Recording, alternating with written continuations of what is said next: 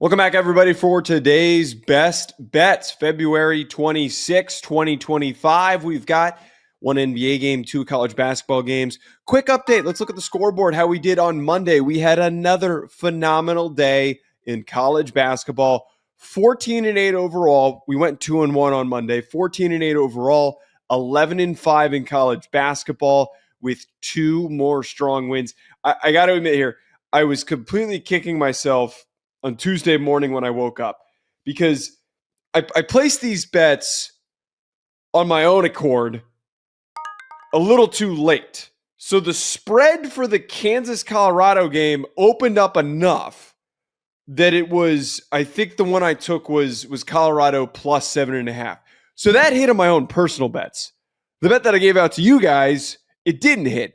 I'm hoping anyone who took those bets, that took this one specifically, took the Colorado one, managed to live in the situation that I had because this came out on Sunday night, that the line had moved just enough that there was enough wiggle room for you to cash and you went 3-0. But we're going to stay true. We're not going to pretend that there's some sort of technicality that saves the record.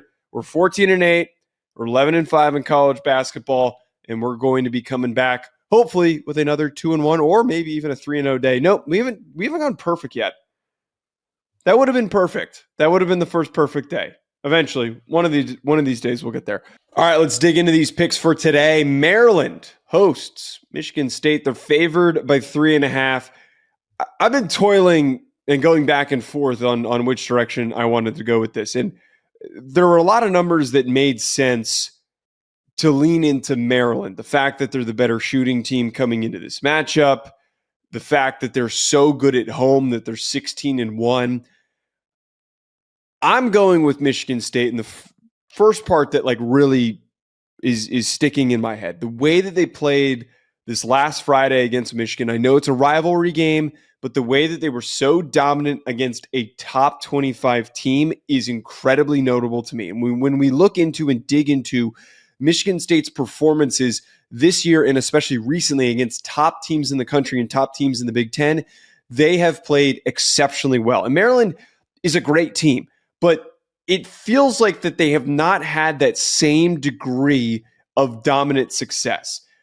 The against the spreads trends, the situational trends that we can turn to also support this argument for Michigan State. They're 13-8 against the spread coming off of a win. Maryland's also coming off a win. They're only 9-11 in those situations. Michigan State is 5-2-1 against the spread on the road, while Maryland is still a good record, 10-6-1 at home against the spread.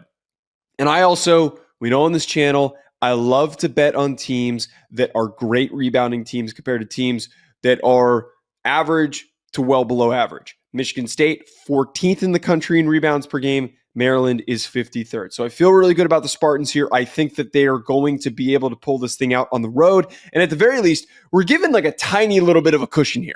So at the very least, if Michigan State, this is why I'm not pushing money line, if the very least Michigan State doesn't win this ball game, they can play Maryland close enough. And I don't see a circumstance where Maryland just completely separates Michigan State, maybe gets a late rebound or they start fouling, that they can lose at least by 2, maybe 3 points. So that little bit of cushion there helps us and just gives us a little bit of a breathing room. The second college basketball game, there's really not a lot of sexy games to watch. Ole Miss travels to play against number 1 Auburn. I was really close, and there's a lot of this came into my analysis for all three of these games. I feel like I didn't have a single game where when I broke down all the numbers for these matchups that I was like, oh, no brainer, I'm going with this team. I was almost about to go Ole Miss to cover plus 12.5 versus Auburn. It's a big number. It's a big spread, but I decided against it. I decided against it because Ole Miss is complete shit. They are average to well below average in most statistical categories. And in two areas for me that matter the most, Auburn is 5th in points per game. Ole Miss is 63rd.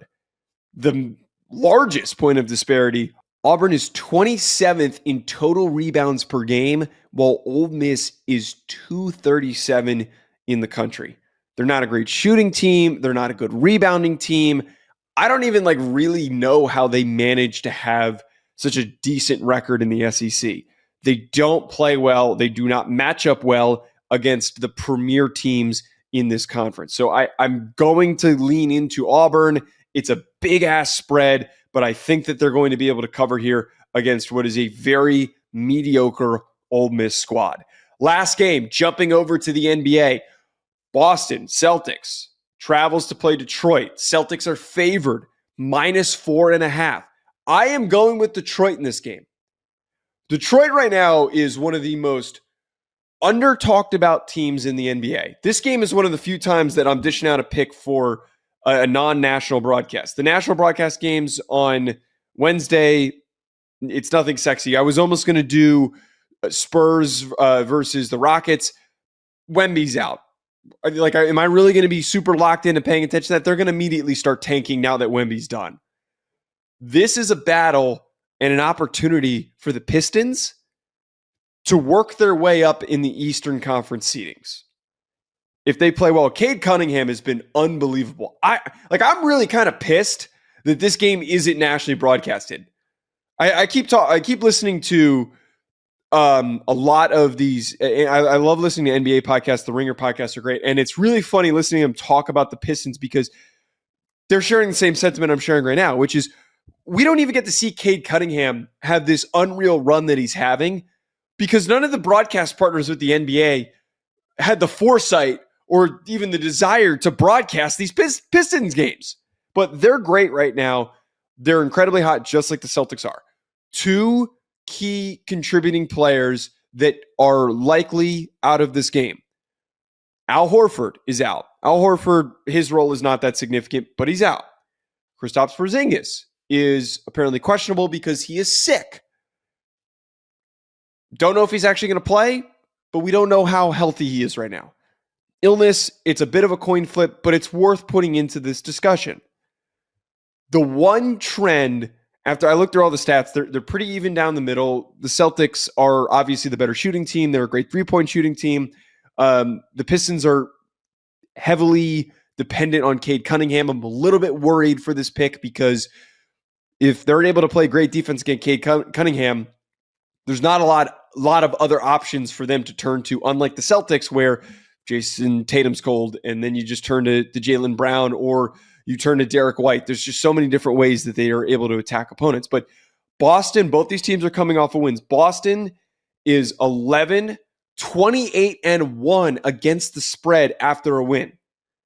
They're awful against the spread after a win. And I know that this is a close margin for them to cover. But the Pistons are 15, 14-2 against the spread coming off of a win. That's not like a huge successful record against the spread. But knowing that the Celtics do not typically cover following a win, especially in a close battle like this, I think that there is a strong opportunity that the Pistons can maybe pull out the victory or lose a very, very tight game. I also think two parts here. The last two huge Celtics victories, the game that they had against the 76ers and the game that they had against the Knicks, they blew those teams out. I find it very hard to believe that the Celtics are going to do that for a third straight game.